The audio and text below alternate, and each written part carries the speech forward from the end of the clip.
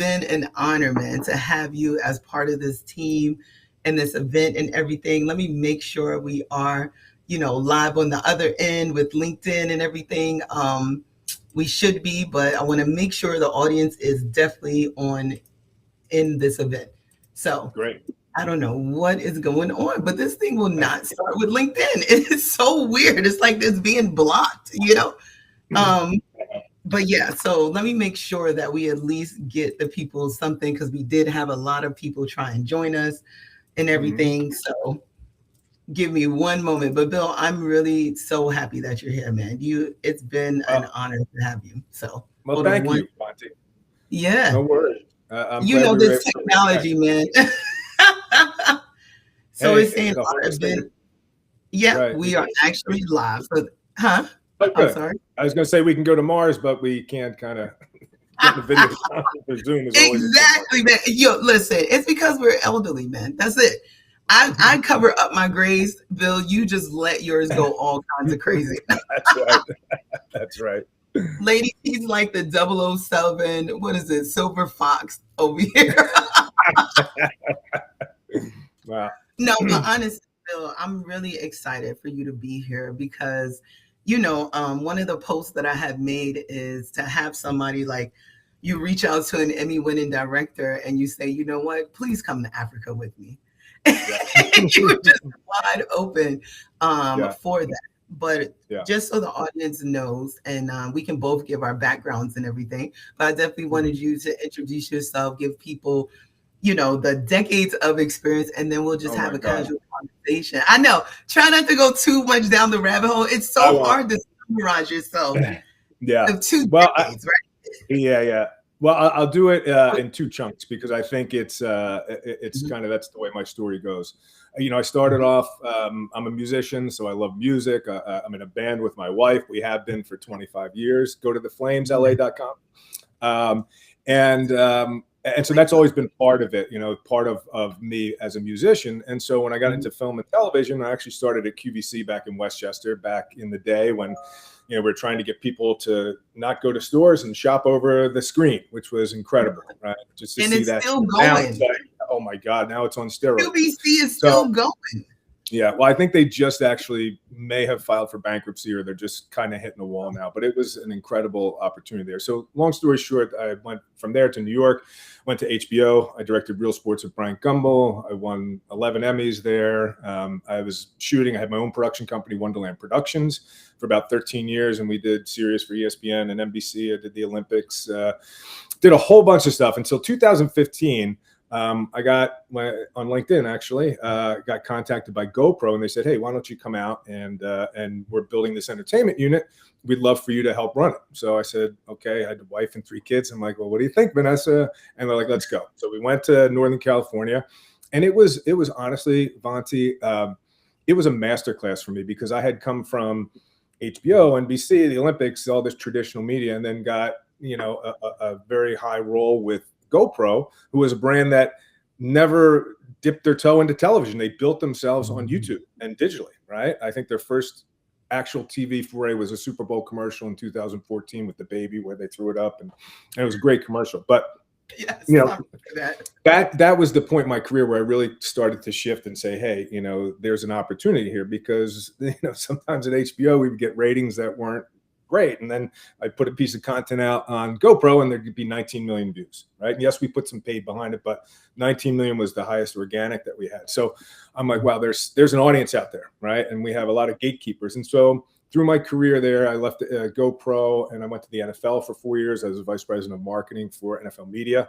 and ran all the campaigns there, and also really started to build out their digital, right? Really kind of shifting into this 360-degree view of content, not just, a slice of pie on linear television or a slice. It's not or, it's and, right? The whole thing, you have to show up where people are.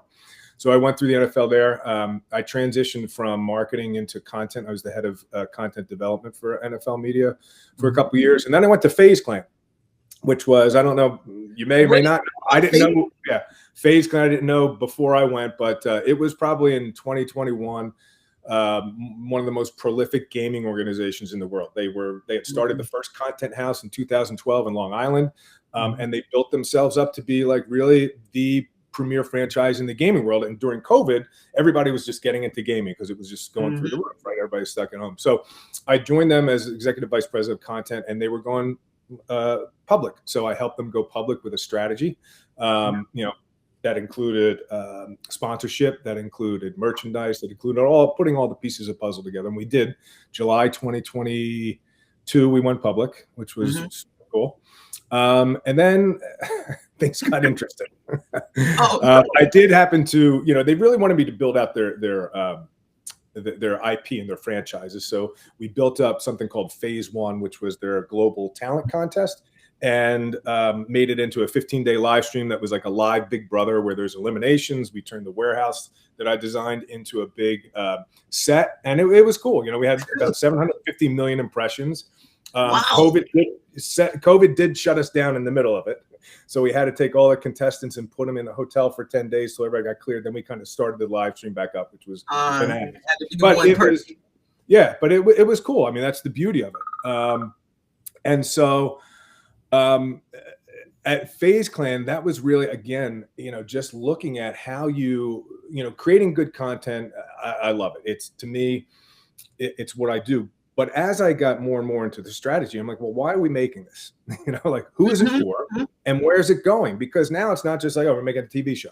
Instagram, TikTok, Facebook, YouTube. There are so many different ways, and it's not a one size fits all. It is definitely, you need to have the best practices of the platform that you're going to be posting on.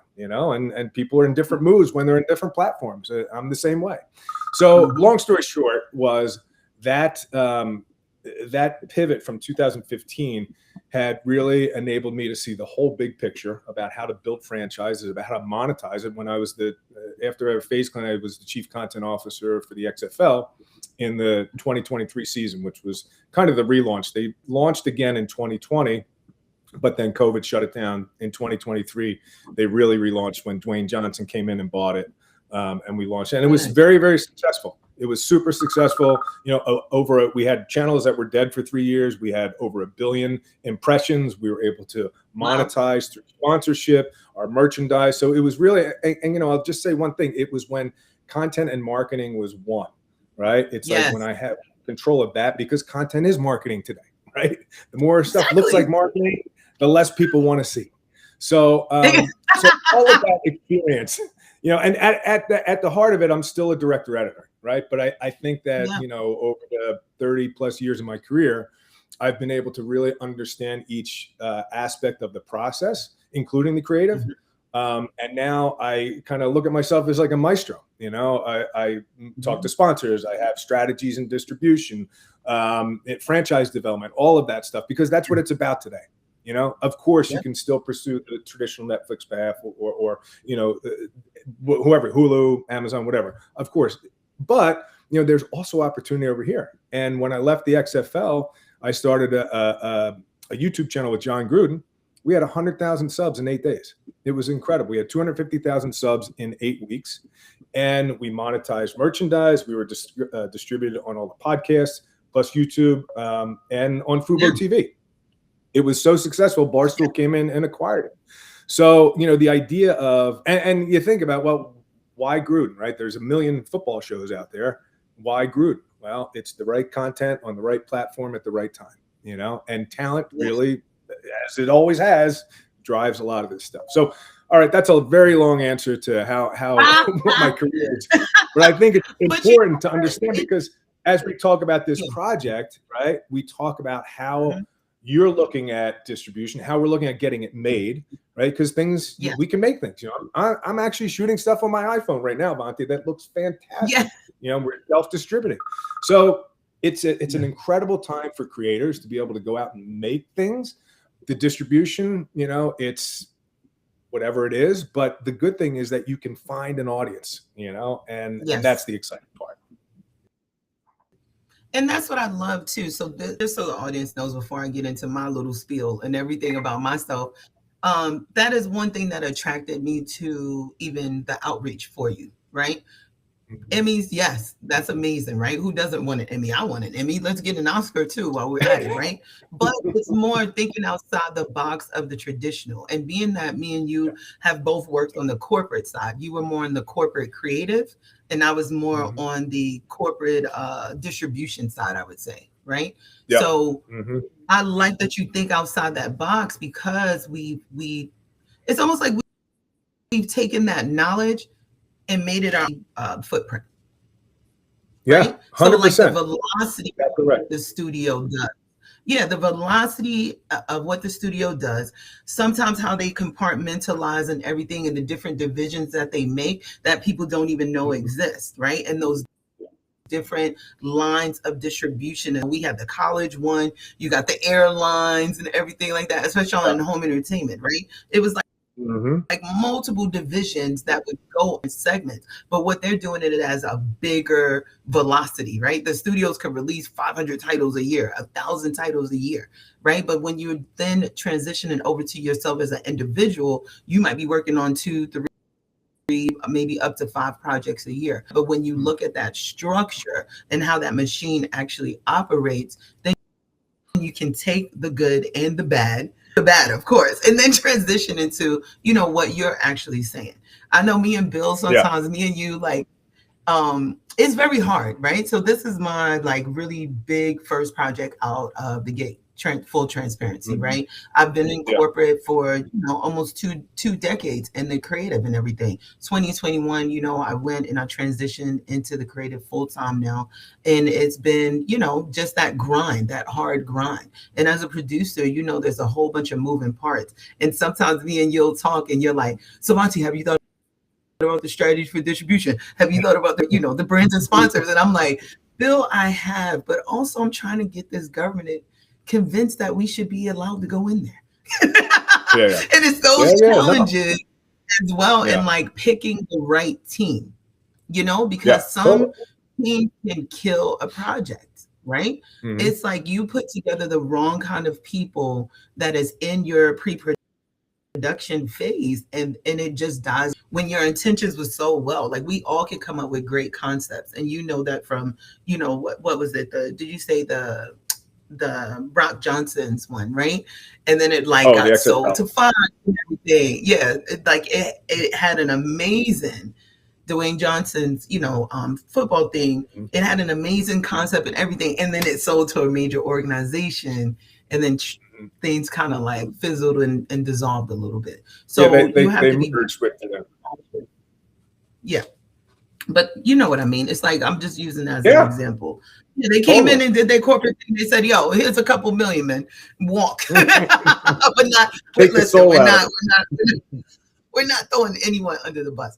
But it's that kind of thing, and it has been a challenge. But I'm really excited to work with somebody of your caliber that understands audience can be everywhere. How do we tap into that, right? And that's the most important thing for me. Full transparency, we know, Bill, that a lot of these major Hollywood studios have tried to go into Africa, right? And make an impression in there, try and do content and all of that. But I do feel like, me and you have discussed that, right? A travel series, an immersive one like we're trying to do here, is looking at it from a different angle, right? A lot of places, hey, we're going to do Black Panther in Africa, and we're going to film this and film that, and all right, peace out, right? This is us going in and integrating ourselves into the country to really highlight in a positive way what Kenya is about. I haven't spoken to you in some time. You've been working hard. I've been working hard as well. But sometimes I run across African people, and I ran across this after the Kenya trailer was made, the teaser that Jacob had put together, and I showed the guy the teaser, and he was like, "Oh wow!" He said, "I need to fly to Kenya," and that is exactly what I want for this. Right? Anybody throughout Africa will start moving and going to visit their brethren and stuff, and then people from America might want to go and visit their brother, invest in that economy and the people there, and just getting to know each other. The other day, well, I mean, I think, sorry, not to interrupt you, but I think you bring up a really good point, because when you're talking about how we get this made and the storytelling piece of it, right? That's why these projects to me line up so nicely for sponsors and brand partners, right? To be storytellers, because that brands have to be storytellers today, right? That's the only thing that really cuts through.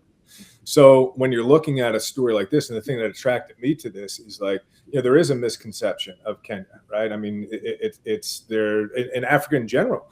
All of Africa, exactly. Yeah. And so I think we're in a time where we need to, unite, and be together through storytelling.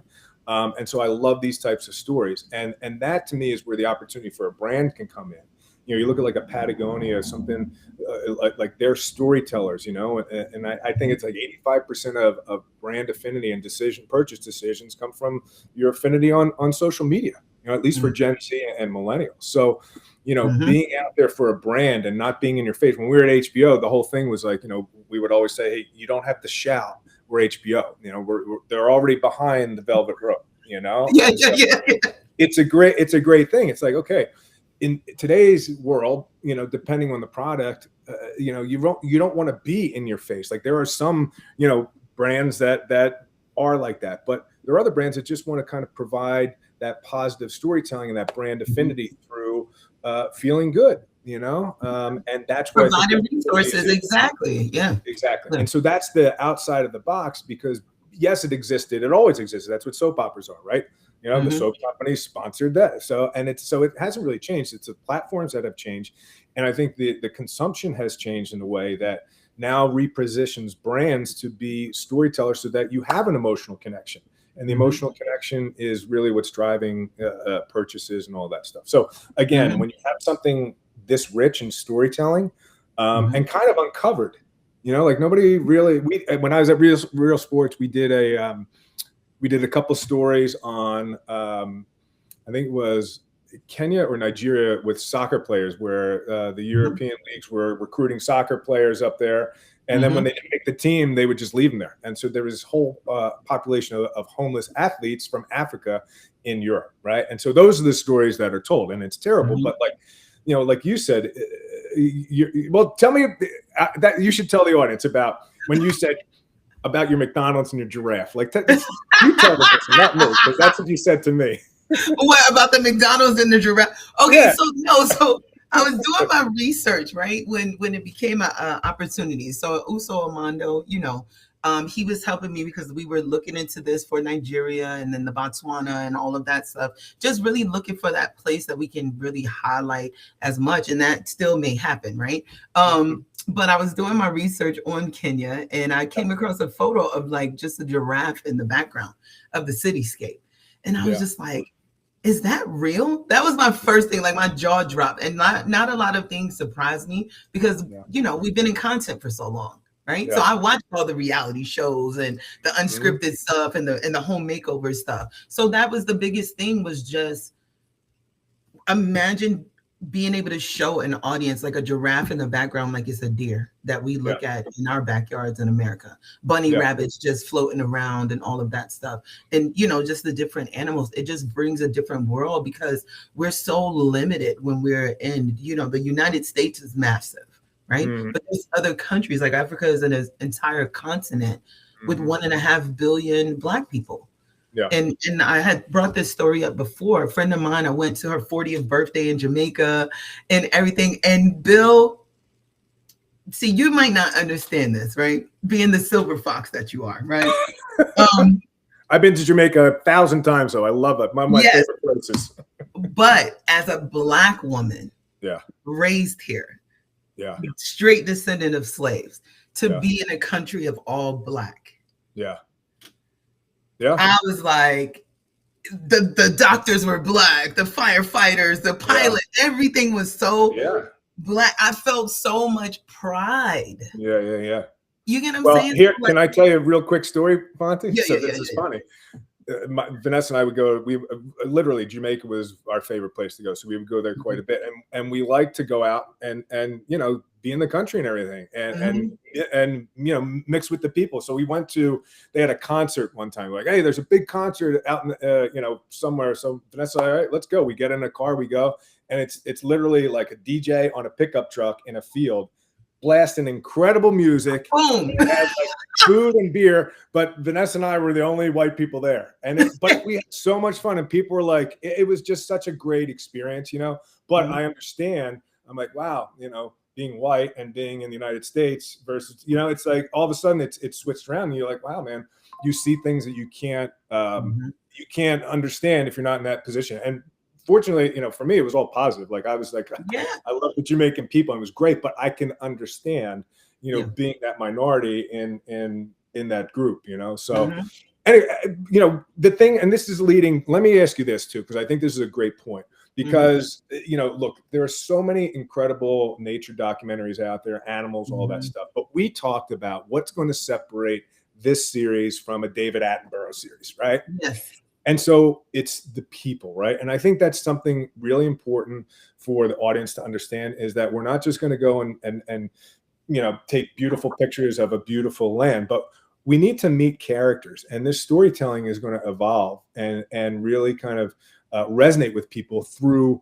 those types of stories, through characters. So just talk about that, Vonti, in terms of like your vision from, you know, not making a National Geographic film, but more making something that embodies the people and tells those stories.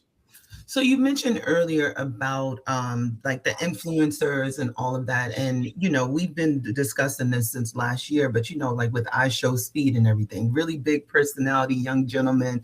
And he went in and did things with his people. It's more of a connection with the people. What is those things that coincide with what Black people in America do versus the ones in Europe and versus the ones in Brazil? Like, just what is that tie together, and being able to include that, right? So me and you had spoke about that as well, is that focus on different segments, because there's a lot to cover, right? How do you cover so much? And it's more about things that would be positive: education, technology, right? Their culture, the language, just different things that we're going to really, conservation and all of that. That is the main focus. And like you said, it's about the characters, but it's really connecting it, because we constantly say, well, not, maybe you don't constantly say, Bill, I don't mean to exclude you, my brother, because you went to Jamaica, I get it, right? But we talk about the African diaspora, right? A lot of my people talk about the African diaspora, and we're always, oh, how do we connect? How do we connect? Something like this helps that connection. You highlight the country in a positive way that is very engaging with those characters, with, like you said, you know, those soccer players that are still passionate about it and everything, that's been going after it. People that are going into the Olympics or even training for the Olympics. So we're going into sports and everything.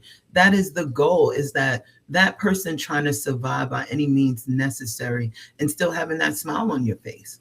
So me, I grew up in extreme poverty on a dirt road. My grandmother raised me, moved back to Brooklyn, same thing, like, you know, that struggle in the hood and everything. But something amazing always comes out of that, right? We come together as a community. Not to, you know, get all political and stuff, because I don't, you know, I'm not into all of that. This is entertainment, right? But even in the world that we're in right now, and I don't mind people wanting to talk about politics. So anybody watching, I'm not crashing out on you. You know, as a filmmaker, you talk about what you want, right? But my people always survive. You have to understand, we brought ourselves out of slavery. So even if you took all the food from our community, every single car, every building, and all of that stuff, Black people are still going to survive. We come from the absolute bottom. And now it is time to connect our folks. It's time to share those cultures, those beliefs, and all of that stuff, and do it in a positive way. And Bill, that's what I wanted. You know, me and you spoke about that. A lot of times the imagery of Black is in a negative way, or we are siloed into a certain genre, you know, shoot 'em up, kill 'em up, crime story, whatever. This is that way of saying, pause. I get it. You want to watch the Real Housewives of Atlanta and girls fighting and all of that stuff. But this show is not about that. This is, and it's like, so that was pretty much what I wanted to say, is that it's more about it. And that's why I'm so happy that you're coming on. So. Yeah, I mean, look, you know, I think that I'm at a point in my career where I want to do things that leave a positive mark on the world, you know, and help bring people together. And this is one of them. I think that these stories are incredible. I think that the world's a much smaller place now, right? With with the internet and everything. I mean, it's just, it seems very small. And yet we still, don't know all that much, I mean, as a society. And so that to me is the opportunity to kind of go and meet the people and see, not have somebody tell you what it's like, but let's talk to the people, so in education, let's go identify a school teacher there, and let's spend some time with them, and I think, from the director's standpoint, we can make our way around, because it's a multi-part series. We can make education an actual episode, right? And I don't want it to sound like it's dry and clinical, but education that's where we would follow the story of a teacher or something like, in technology. So we would identify these characters in these topics, and then that's how we would start to tell the story. I think that's going to be, let them tell us the story, right? Yeah. Let's not tell so let's do it that way. And then the other piece too is go ahead. No, I was speaking of that. That was my motivation when I was doing like the healthcare education. I worked for a company. We were doing webinars, and I had to find doctors, nurses, and case managers, right? Their initiative before was, approach them and tell them the topic. And I said, no, you find the story by what they want to teach to their community of people. And that made it amazing. Every single person I outreached to, I said, listen, I'm not a doctor. I don't know about heart surgery. You understand? But what is it that you feel they need to learn right now that is happening in that community, that is something that they maybe need to stay away from or anything like that? Their eyes lit up and they just flew into like amazing content, you know? It wasn't about, what's trending and this, that, and the third. It was just like, hey, these are a few topics if you think you might want to do, but for the most part, I'm just following your lead. And going back to the education side, right? We also discovered with Kenya, there are a lot of youth there, right? There's people that, I don't even know if it's the majority of the country or something, that are in like their 20s and everything. So we need to not help guide that, of course, but highlight that, right? How are these young kids? Because I know who I was as a young kid. When I was in high school, Bill, I literally was interning at Fordham University teaching kids journalism. And I did that almost all the way up to my senior year, so it's things of that nature. It was like I wanted to pour back because someone poured into me when I was a desperate kid that pretty much wasn't about to graduate high school, you know? So I believe in what you're saying as far as like those stories and tuning into that. And that's what we had spoken about as well, is like, let it organically happen, almost like we're sneaking through the country, right? And totally.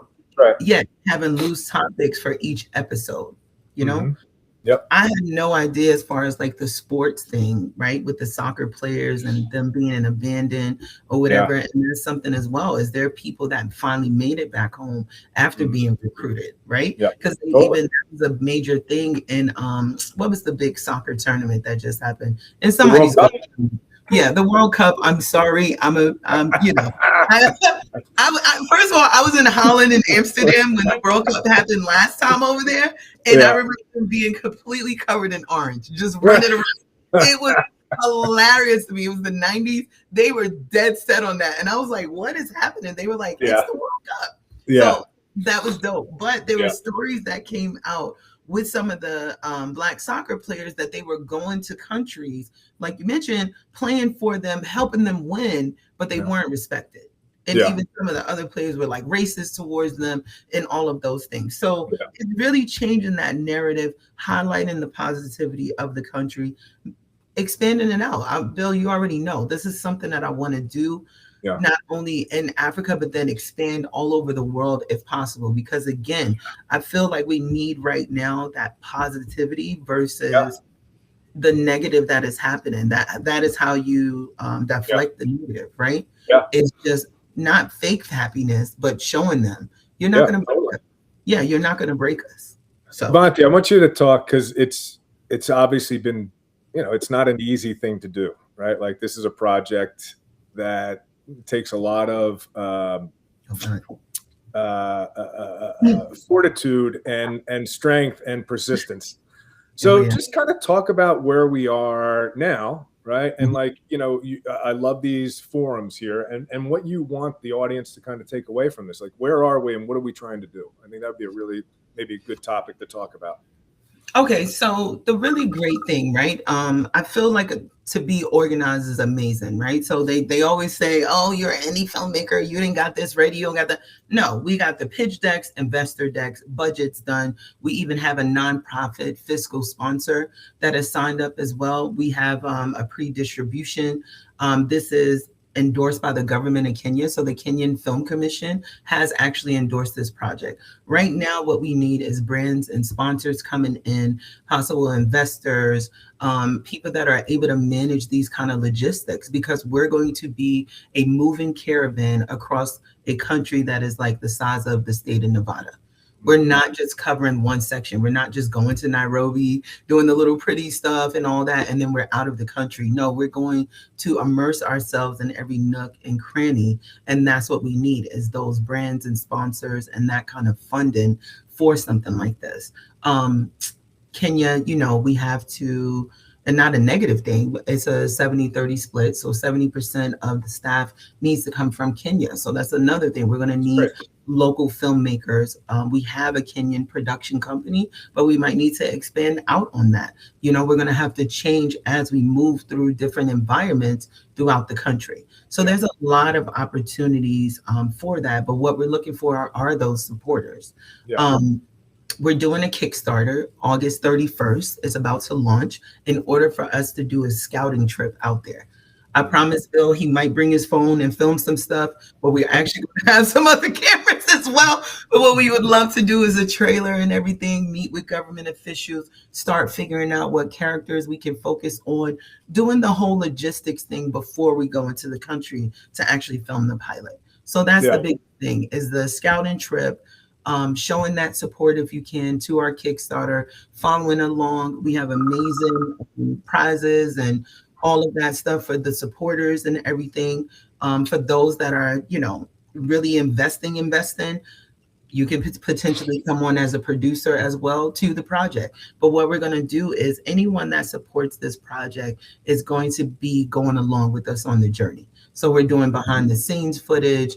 I'm going to be doing live events with people that can actually ask me questions based on you being a part of the Kickstarter as well. Might be able to drag Bill in, who knows,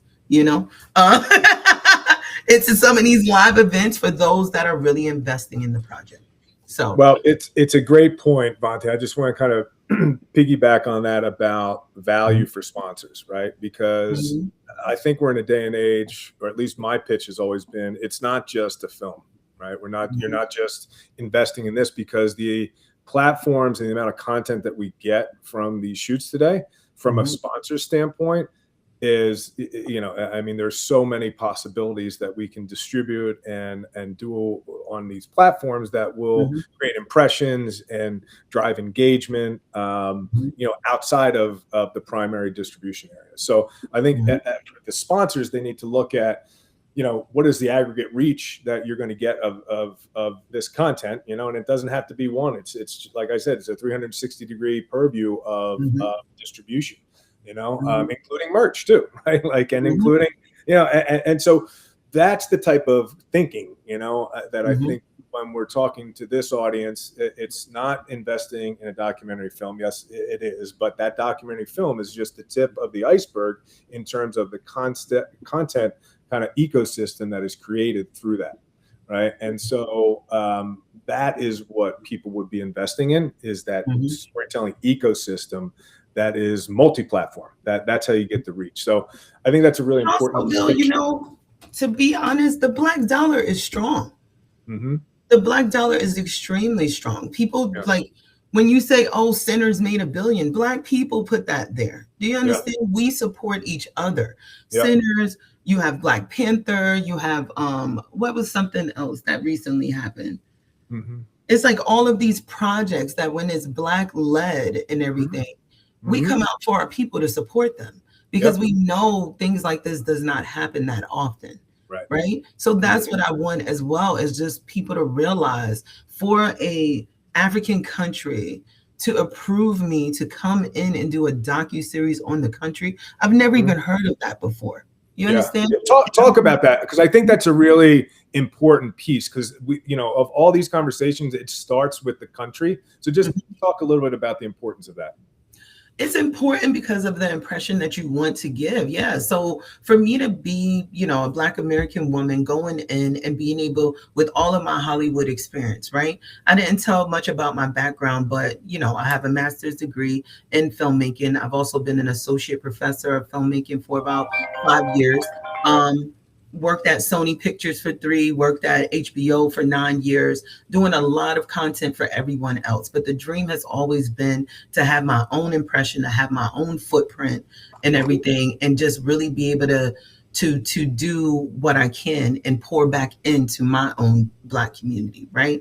So to then have the country really support this initiative means a lot to me. And I want to work hard to make sure that reflection is exactly the vision that I want. And that is beyond the postcard, taking it out of the reality of like what they always want to consider Africa to be and make it something even greater, you know? Yep. That's great. I think, and you know, one thing I want to just talk about too, because I think it's important that, you know, what we're asking people to support is it's not propaganda only, right? It's not like this kind of you know, peaches and cream story, right? I think that there are challenges, right, that need to change, you know, in Kenya, just like there are in the world. So, you know, this is not an expose piece. We're not going in to bring anybody down, but we do want to reveal the truth and show where the opportunities are and how, you know what I mean? Like, it's like, it can't just be like, it's not just a puff piece in terms of like, everything's great, you know? It's authentic, right? And so I think just having that lens on, we want the audience to walk away being like, wow, I didn't know that about Kenya, and that is amazing. Like you said, I want to go there, you know? And how they're overcoming things. It might be exactly. I mean, that's part of the story. Yeah, that's right? like how the adversity is. So you have to acknowledge it. Activists for stuff that, you know, we're able to convince the government to do something, or like build here, or open a road, or not build a road, those kind of things as well. It's like that positivity, right? I don't, like you said, it doesn't have to be a puff piece. We're not going to do something that doesn't feel organically right? But it could be a thing where like a grandma tried to open a restaurant, the community got together to help her open a restaurant or something. Totally. Right? That's amazing. Yeah, roadways, all kinds of stuff. So, well, you know, I mean, like Matt Damon did it with water.org, right? And and they put the doc out, and then this massive movement behind it, which is like, I think that's great. That in terms of like what we would like to happen is, we would love to see that type of movement behind this content, you know, in one way or another. So I think today, brands and sponsors as well. Exactly. So I think, to me, you know, what's changed is it's not just a film, you know, it's more of a movement, you know. If you can be involved in projects at this level that can affect so many people, you know, we're not just selling a documentary or making a documentary, right? We're trying to help change lives and enlighten people and connect people at the end of the day. Yes, and get rid of the negative narrative or the false narrative of what Africa is and who they're about. And, you know, man, listen, I remember back in the day, those floor model TVs where they were showing like flies on Black people's faces and all of that stuff. And, you know, sadly, there's like a disconnect at certain times with our community. We're definitely getting better, because it was like this teasing of, you know, African people and where are they coming from and la, la, la, la, la. And it's all about that self-hate as well amongst our community, especially as a Black American. There's a lot of, we are very positive people, but then it's also self-hate, like about our hair and our skin sometimes. And this, you know, we've improved over the years. As the decades go by, it's gotten better and better on how we see ourselves, the importance of ourselves in this nation, what we've built here, and then what people in Africa has built, and that empowerment. And it's time just to come together and do, you know, the Cupid shuffle, baby. Listen, we do all kinds of dancing. Look, Bill might have a song on the soundtrack as well, you know, but I wanted people to know as well, Bill, because it will be a question, right? Like, why is, and that's, I love what you said about the whole Jamaica stuff, right? But it might be somebody watching and we'll be very transparent. Vonti, why did you get this white guy to come and film this thing, right? But Totally. to me, it's a more somebody seasoned that is respectful to the community as well.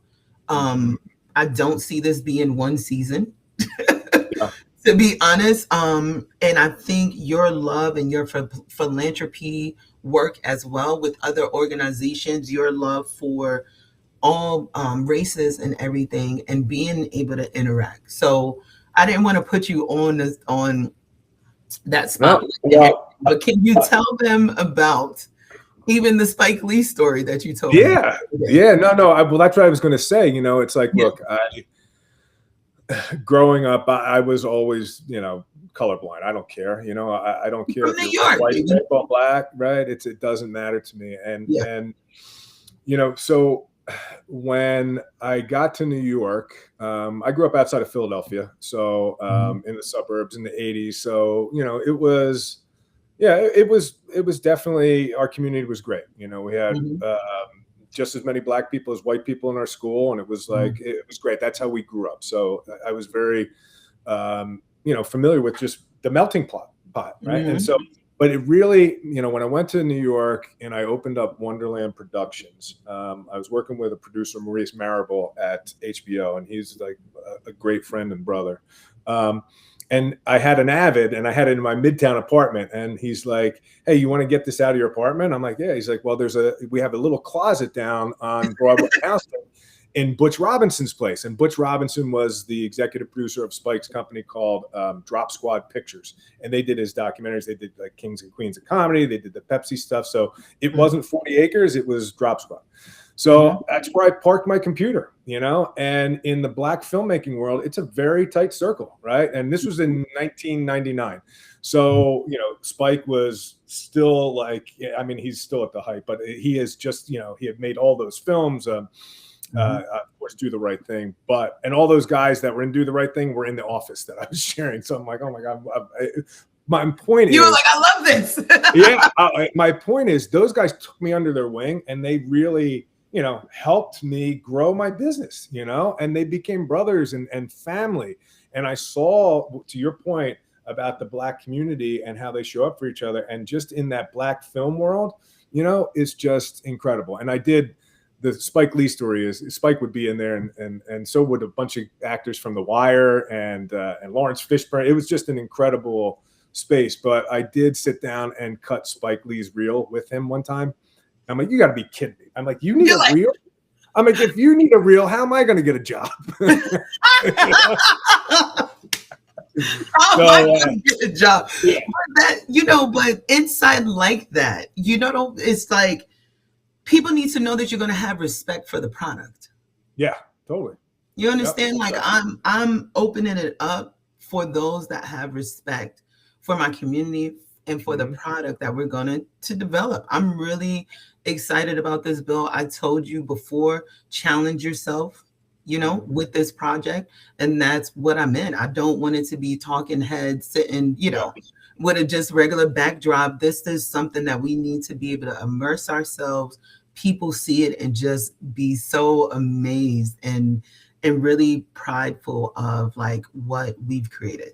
So guys, we spoke about that. We got like a minute left. I wish we could take questions, but I'm so happy for anybody that showed up. And like, send your questions in. Send it to Vonti on LinkedIn. Yes. Oh yes. So it's info@Vonti Pictures as well. info@VontiPictures.com. If you want to email us, become immersed in it, sponsors, brands, share this with the media, whatever that you need to do, because this is something, like I said, very unique. And it's hard, Bill, that's one thing I want to say. It's very hard as a producer like myself, right? I come up with original concepts that's never been done, right? Some people don't see the vision. So I'm hopeful whoever watched this now sees the vision on what I'm trying to do. The name is Vonti McRae. This is Bill McCullough. MC, capital C.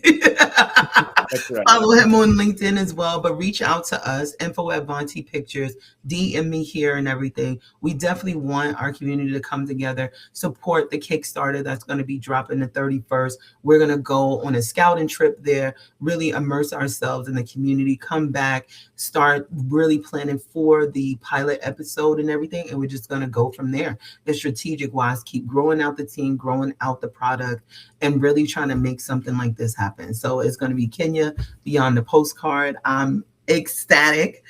Bill, you're amazing as always. Thank you, Vonti. You're very welcome, man. And this has been an amazing time. Do you want to say anything else? Like, what was it about the music, bro? What was it about the music? And I need some songs. I'm gonna need some YouTube links. Oh, done. Yeah, no, done. Yeah. Go to theflamesla.com. Check us out. We're playing in Sherman Oaks next Friday, September 4th at Ireland's 32 for Labor Day. So, and listen, I told people, I said, Bill is invited to the barbecue, y'all. So get him the mac and cheese, the collards, everything. Oh, and also Spike Lee is like actually a African ambassador in Benin. Listen, if anybody knows Spike, let him know. We would love him to be a part of this project. Bill might let him do an episode. Listen, Spike, we want you to come record, but real quick, I used to meet Spike a lot at HBO. He didn't know who I was. It was one of those people that I used to volunteer at all the festivals and everything. He would see me so much, Bill, that he eventually started waving like, hey, there's that girl again, right? Like the woman that works at HBO. But the biggest thing that I loved and I remembered as a Black woman, especially because he's from Brooklyn like I am, was when Richard Plepler came down into the HBO lobby to come and get him. I thought that was the biggest boss. He had the president of HBO come down.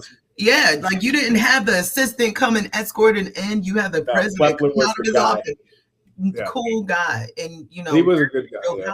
Yeah, very tan too. Huh? Oh, that guy, man. Listen, the jeans, the t-shirts, the collar shirt, yo, the Bob Barker tan, man, the hair immaculate. When I tell you, Plepler was the man. Wherever he is, I think he's retired. I still talk to Simon and everything, who was a cool guy as well. Yeah. Yo, Richard is chilling. I know. And he's probably like, yo, I remember back in the day, la, la, la, la. He's over there. Craziness, man. But Bill, let's go. I know we're a few minutes over. These people got to get back to work. But again, info@Vonti Pictures, Flaming Lips and everything. Where did you say? Not the Flaming Lips, the Flames, theflamesla.com. Oh, Flames LA. I don't know why I said Flaming Lips. My bad. Flaming Lips is another band. Yeah. FlamesLA.com. They're playing for the holiday. Definitely reach out. Brands, sponsors, investors. Look out for the Kickstarter. Thank you very much, Bill. All right. Thank you, Vonti. You're welcome. Bye, you guys. Bye-bye. Bye.